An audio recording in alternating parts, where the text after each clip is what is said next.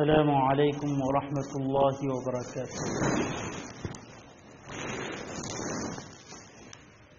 الحمد للہ وحدہ لا شریک لہ واشہد ان محمدا عبدہ ورسولہ اما بعد، قال اللہ تبارک وتعالی إن عدة الشهور عند الله 12 شهرا في كتاب الله يوم خلق السماوات والأرض منها 4 حرم. وقال النبي صلى الله عليه وسلم أفضل الصيام بعد شهر رمضان شهر الله المحرم او كما قال علیہ الصلاة والسلام۔ محترم بزرگوں، عزیز دوستوں اور نوجوانوں، محرم الحرام کا مہینہ شروع ہو چکا ہے۔ یہ ہمارا اسلامی نیا سال ہے۔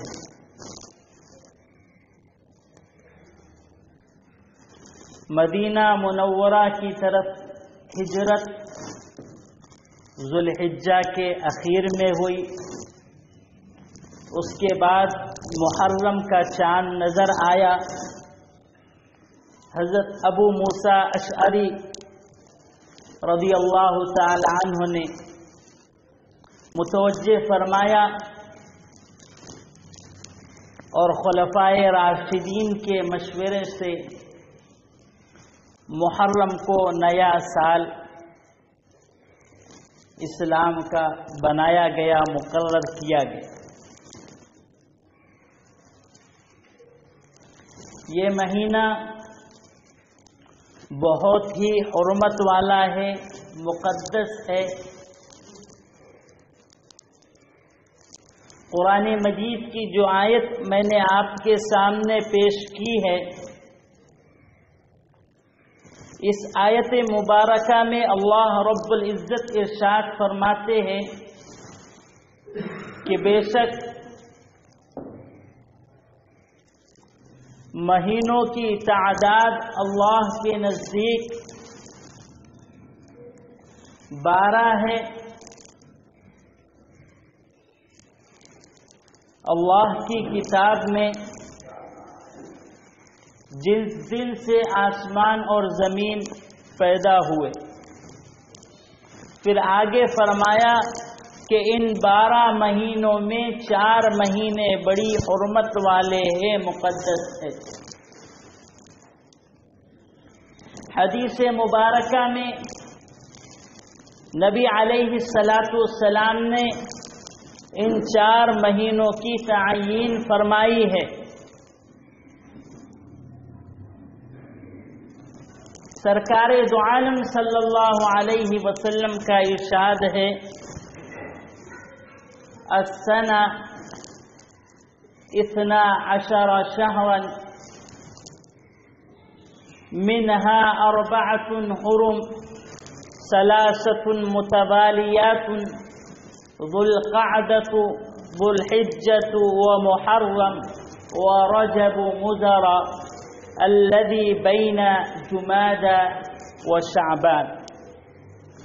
اس حدیث پاک میں نبی علیہ السلام نے ان 4 مہینوں کی تعیین فرمائی کہ پہلا مہینہ ذوالقعدہ ہے، دوسرا مہینہ ذوالحجہ ہے، اور تیسرا مہینہ محرم ہے، اور چوتھا مہینہ رجب المرجب ہے۔ کہ یہ 4 مہینے محترم ہے اور مقدس ہے، قابل احترام ہے۔ اس کی ایک وجہ یہ بھی ہے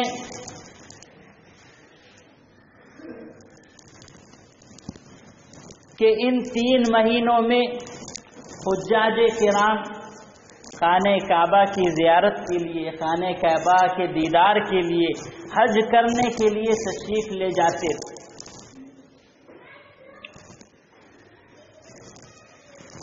تو اس مہینے کو محترم کہا گیا ہے۔ اور رجب کا مہینہ اس میں عمرہ کے لیے کثرت سے لوگ خانہ کعبہ کا دیدار کرتے تھے اور عمرہ کے لیے جایا کرتے تھے، تو یہ بھی ایک وجہ ہے۔ لیکن بہرحال اس کا احترام اور اس کا محترم ہونا یہ پہلے سے چلا آ رہا ہے، اور اس میں حدیث پاک میں شہر اللہ المحرم کا لفظ موجود ہے، جو محرم کے تقدس کو، اس کے احترام کو اور بڑھا دیتا ہے۔ بخاری و مسلم کی روایت ہے،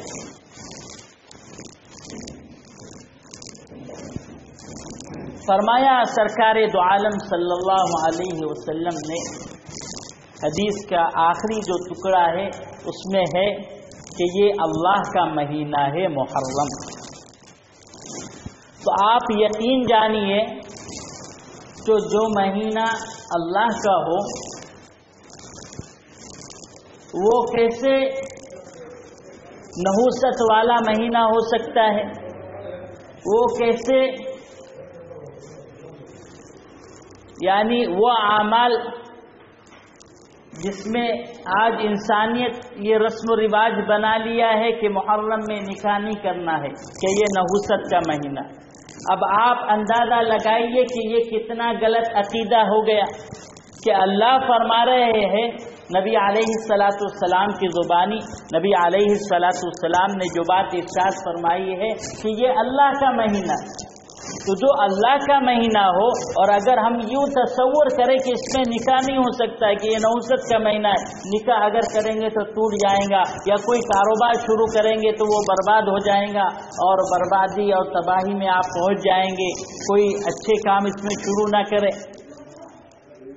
تو جو غیر مذہبوں میں جو عقائد اور رسم و رواج ہوتی تھی وہ اسلام میں چلی آئی۔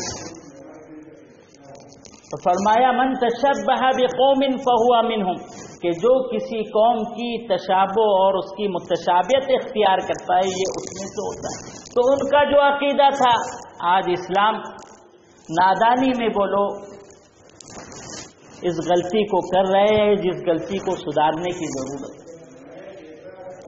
کہ یہ اللہ کا مہینہ ہے اور آپ یوں کہیں کہ نکاح نہیں کریں۔ حالانکہ احادیث مبارکہ میں اس بات کی وضاحت موجود ہے اور کتابوں میں یہ بات مستند موجود ہے کہ آپ علیہ السلام کا جو پہلا نکاح ہوا حضرت خدیجہ رضی اللہ عنہا سے وہ 10 محرم کو ہوا۔ اب آپ بتلائیے کہ خود نبی علیہ السلام نے 10 محرم کو نکاح کیا حضرت خدیجہ رضی اللہ عنہا سے، تو یہ کیسے نحوست والا مہینہ ہو سکتا ہے؟ آپ کا یہ کہنا یا آپ کا یہ تصور رکھنا، یہ عقیدہ رکھنا، یہ تو سرکار دو عالم صلی اللہ علیہ وسلم کی اسوہ حسنہ سے خلاف آتا ہے کہ نبی نے جس کام کو کیا ہے اور جس مہینے میں اور 10 محرم کو کیا ہے، آپ اگر اس کو یہ تصور کریں کہ اس میں نہیں کرنا ہے تو یہ تو نبی علیہ السلام کے عمل کی مخالفت ہوگی۔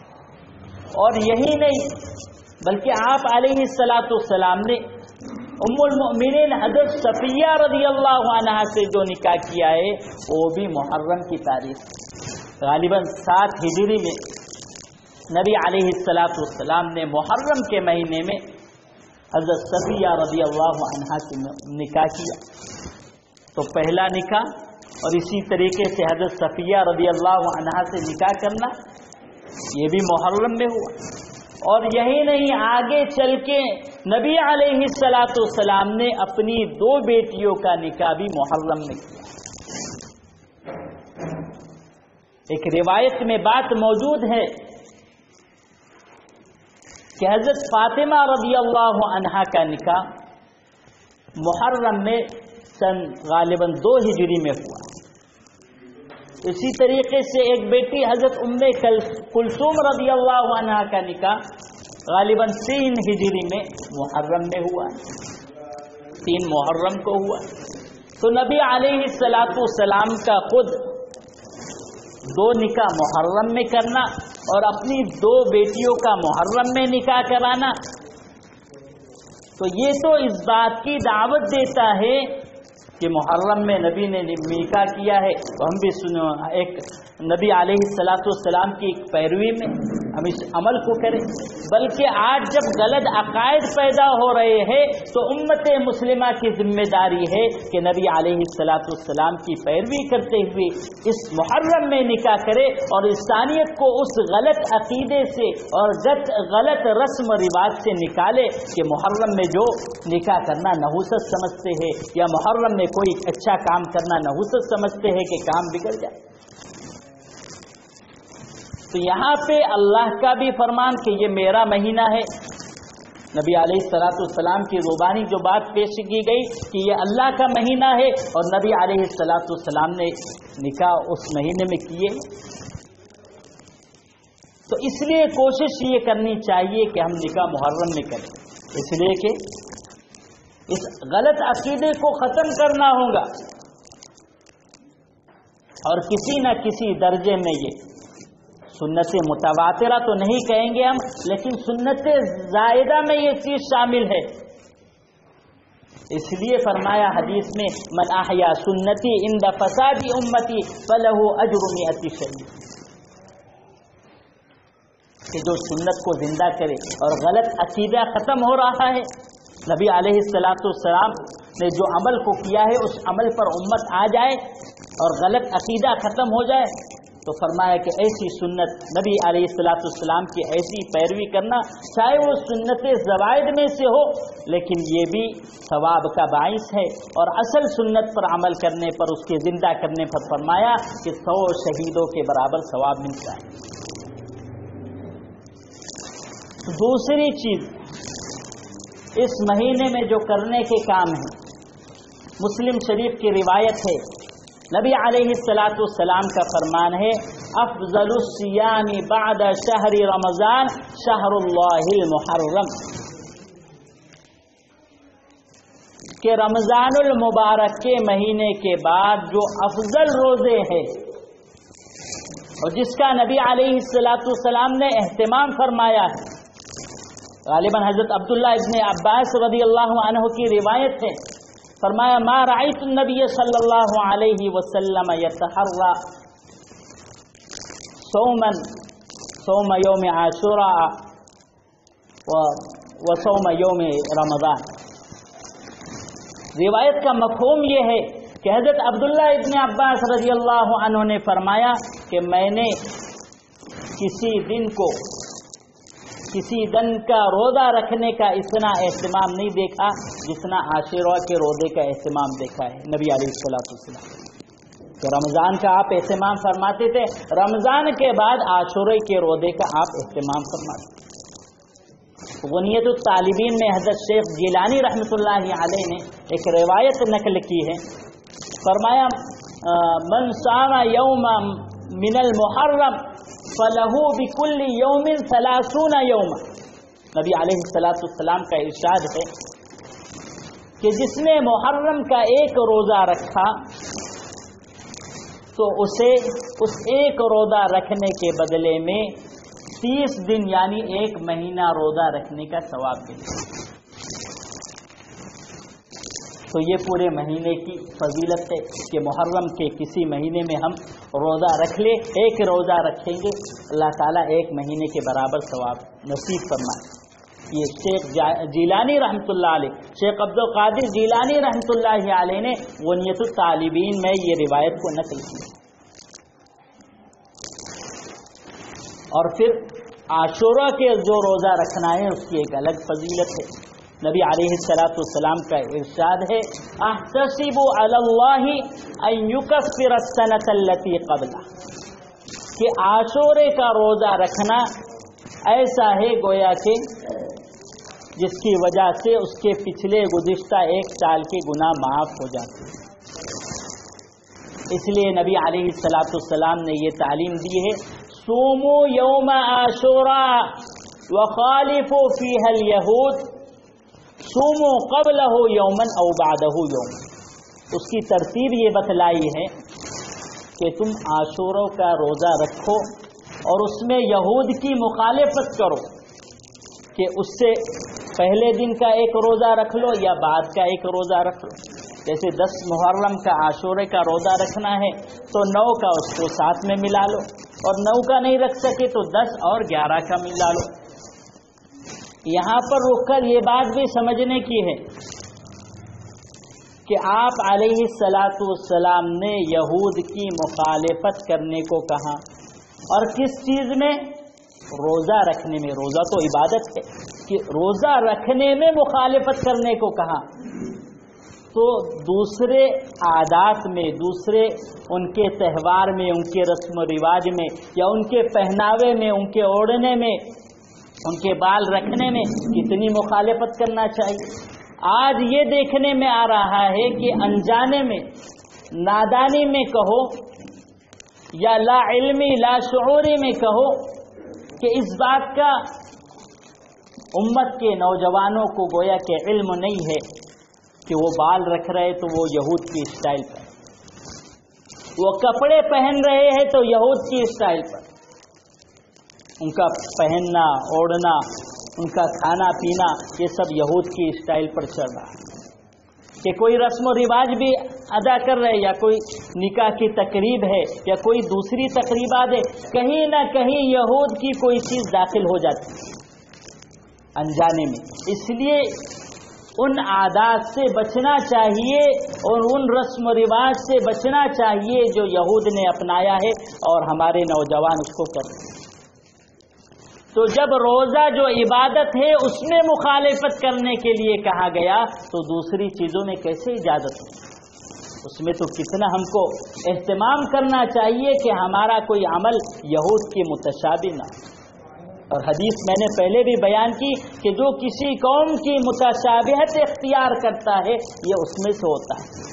نبی علیہ السلام جو اتنے مشفق اور مربی تھے، فرمایا کہ ایسا عمل کرنے والا جو یہود کی متشابہت اختیار کر رہا ہو یا غیر مسلموں کی متشابہت اختیار کر رہا ہے اس سے بچنا چاہیے. اور آج بھی یہ لمحہ ایک لمحہ فکر ہے. بات نکلی تو میں یہ بات بھی بیان کرتا چلوں کہ آج ہماری مسلم لڑکیاں غیر مسلم لڑکوں کے ساتھ نکاح کر رہی ہیں. یہ ایک لمحہ فکریہ ہے. ہمیں اپنی اولاد کی فکر کرنا چاہیے کہ وہ اسلام کو چھوڑ کر، مسلمان کو چھوڑ کر کہ غیر مسلم سے نکاح کرے. یہ کتنی جو ہے بری بات ہے کہ اسلام کو چھوڑ دیا اس نے ایک غیر مسلم کے چکر میں، اور اس کے پیار میں کیا کر دیا کہ اسلام کو چھوڑ دیا. تو آج ہمیں اپنی اولاد کو، اپنی لڑکیوں کو، اپنے بچوں کو یہ سکھانا ہے کہ اسلام سب سے زیادہ محبوب ہے، کہ مسلمان لڑکا ہو یا لڑکی ہو وہ اسلام کو نہیں چھوڑ سکتا. اسلام سے محبت کرتا ہے، وہ سب چیزوں کو چھوڑ سکتا ہے لیکن اسلام کو نہیں چھوڑ سکتا. یہ فکر کی بات ہے. روزانہ اخبارات میں آپ پڑھتے ہوں گے یہ ساری چیزیں آ رہی ہیں. اس لیے بات نکلی تو ذہن میں آ گیا کہ اس بات کی طرف بھی اشارہ کرتا چلوں کہ آج یہ جو ہو رہا ہے اس کو روکنے کی ضرورت ہے. اور اس کی کہیں نہ کہیں ایک وجہ یہ بھی ہے کہ ہم نے نکاح کو مشکل بنا دیا ہے. نکاح کو ہم نے مشکل بنا دیا ہے کہ اگر لڑکے تلاش کر رہے ہیں نکاح کے لیے رشتہ تلاش کر رہے تو ایسا رشتہ تلاش کرتے ہیں کہ وہ پڑھی لکھی بھی ہو اور مالدار بھی ہو تاکہ اچھا سے اچھا جہیز بھی لے. اور کہیں نہ کہیں یہ قصور لڑکی والوں سے بھی ہو رہا ہے کہ اچھا لڑکا ملے، جاب ہو، اس کا خود کا گھر ہو. یہ سارے دیکھنے میں کیا ہوتا ہے کہ نکاح مؤخر ہو جا رہا ہے، نکاح لیٹ ہو جا رہا ہے، اور پھر امت مسلمہ کے نوجوان برائی کی طرف جا رہے ہیں. اور پھر راستہ نہ ملا تو یہ حال ہو رہا ہے کہ مسلم لڑکیاں غیر مسلم لڑکوں سے نکاح کریں. تو کہیں نہ کہیں امت مسلمہ کو اس بات کی فکر کرنا چاہیے، سمجھانا چاہیے کہ اسلام ہی سچا مذہب ہے اور اسلام پہ مر مٹنا ان کو سکھائے کہ اسلام کو نہیں چھوڑ سکتی، اور یہ راہیں پیدا کرے کہ نکاح آسان ہو، نکاح آسان ہو. تو بہرحال یہ درمیان میں بات نکل گئی. اصل بات یہ چل رہی تھی کہ روزہ رکھنے میں ہم کو کیا کرنا ہے؟ یہود کی مخالفت کرنا ہے کہ 10 محرم کو روزہ رکھ رہے تو 9 کو بھی ملا لے، اور اسی طریقے سے اگر 9 کو نہیں ملا سکے تو 11 کو ملا لے۔ تو یہ روزہ رکھنے کی فضیلت ہے۔ فرمایا کہ گزشتہ 1 سال کے گناہ کیا کرتے اللہ معاف کرتے۔ اور اسی طریقے سے یہ جو چیزیں عام ہو رہی اس کی طرف بھی توجہ کی ضرورت ہے۔ ایک تو میں نے تفصیلی بات بتلائی کہ نکاح جو منحوس سمجھا جاتا ہے، حالانکہ نبی علیہ الصلوۃ والسلام نے اپنی 2 بیویوں کا اور 2 بیٹیوں کا اس میں نکاح کرایا محرم میں، تو وہ چیز جو غلط آئی ہے اس کو ختم کرنا ہے۔ دوسری چیز کالے کپڑے پہننا، کہ یہ غم کا مہینہ ہے، اور یہ تصور لوگ کرتے ہیں کہ حضرت حسین رضی اللہ تعالیٰ عنہ کی شہادت ہوئی ہے تو اس لیے ہم غم منا رہے ہیں۔ یہاں یہ بات سمجھیے کہ احادیث میں اور قرآن مجید کی آیات میں جہاں بھی کوئی ناحق ظلمن شہید کیا گیا ہے اسے شہادت کا مرتبہ دیا گیا، اور اس کی فضیلت بتلائی ہے کہ تم ان کو مردہ مت سمجھو، وہ زندہ ہے، اللہ کے یہاں ان کو روزی دی جائے، تو وہ تو زندہ ہے۔ اور بہت سارے صحابہ نے تو یوں فرمایا خود تو اور رب الکعبہ، کہ جب شہید ہوئے ہیں اور جب گلے پر تلوار چڑھی ہے تو آخری لفظ یہ تھا فزت و رب الکعبہ، کہ رب کعبہ کی قسم میں تو کامیاب ہوں۔ وہ اپنے آپ کو کامیاب سمجھے، اور یہاں ہم ماتم منائے، ہم غم کا مہینہ سمجھے، یہ بہت ہی غلط بات ہے کہ ہم اس کو غم کا مہینہ سمجھیں۔ یہ اور بات ہے کہ ان کا جو واقعہ پیش آیا ہے، جو کربلا پیش آیا ہے، یہ ہمارے لیے افسوس کی بات ہے کہ انہیں جو ہے بڑے المناک انداز سے، بڑے دردناک انداز سے اور کھانا پانی بند کر کے وہ شہید کیا گیا۔ یہ تو افسوس کی بات ہے کہ، اور یہ بات تو یقینی ہے کہ وہ نواسے رسول ہے، ان سے اگر ہم کو محبت نہیں ہے تو ہمارا ایمان نہیں، ہم کو ان سے محبت ہے۔ حضرت حسین اور حضرت حسن رضی اللہ تعالیٰ دونوں نواسے رسول، ہمیں ان سے محبت ہے اور یہ ایمان کا تقاضا ہے، لیکن شریعت یہ کہتی ہے کہ محبت اپنی جگہ پر، دل میں غم ہو، دل میں کڑن ہو، اور اگرچہ اس کا احساس بھی ہو آنکھوں پر، لیکن چلانا، چیخنا، ماتم مچانا شریعت اس کی اجازت نہیں دیتا۔ نبی علیہ السلام کی تعلیمات ہیں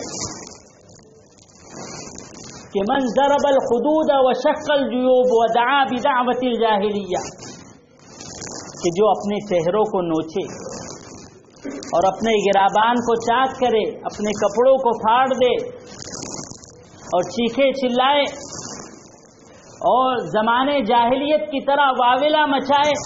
پہلے رونا دھونا ہوتا تھا، کوئی مر گیا تو سب عورتیں جمع ہوتی تھی، باقاعدہ مقرر ہوتی تھی۔ کچھ عورتیں تو آج بھی مقرر کر دیتے کہ بھئی اب کسی کو رونا نہیں آ رہا تو رونے والوں کو بلا لو کہ روئیں گے کسی کا انتقال۔ تو فرمایا کہ یہ سب زمانے جاہلیت کی چیز ہے، ماتم اسلام میں کوئی حقیقت نہیں رکھتا، اور کالے کپڑے پہننا، غم کا مہینہ اس کو سمجھنا، یہ کوئی تصور اسلام میں نہیں ہے۔ اسی طریقے سے تعزیہ جو شروع ہوا یہ بہت بعد میں شروع ہوا۔ تیمور لنگ جو ہندوستان کا جو بادشاہ تھا اس نے اس کو شروع کیا، تقریباً 880 ہجری میں کچھ یہ شروع ہوا ہندوستان میں، کہ اب وہاں بغداد میں، کوفہ میں نہیں جا سکتے تھے تو اس نے یہاں بنا دیا، اس کو گنبد بنا دیا، اور اس طریقے سے یہاں شروع ہو گیا کہ وہاں جانا بچ جائے گا، یہیں کر لیں گے ہم۔ تو بہرحال یہ سب رسم و رواج ہے، تعزیہ کرنا، اور پھر اس میں غلط غلط عقیدے کی حاضری آ رہی ہے، اور پھر یہ کہا جا رہا ہے کہ یہ اللہ والے آ گئے اور حضرت حسین آ گئے اور ان سے دعا مانگو تو وہ قبول ہوں گی جو بولیں گے، کوئی اولاد مانگنے کے لیے آ رہا ہے، کوئی اپنے کاموں کو مانگنے کے لیے آ رہا۔ تو یہ سب جو ہے اسلامی تعلیمات کے خلاف ہے۔ تو بہرحال جو کرنے کے کام ہے وہ میں نے آپ کو بتلا دی کہ کیا کام کرنا ہے اور کن کاموں سے بچنا ہے۔ تفصیل کا موقع نہیں ہے، ورنہ میں ساری چیزوں کو دلائل سے آپ کے سامنے پیش کرتا ہوں۔ بہرحال جو باتیں بتلائی گئی اللہ تعالی ہمیں عمل کرنے کی توفیق نصیب فرمائے۔ وآخر دعوانا الحمد للہ رب العالمین۔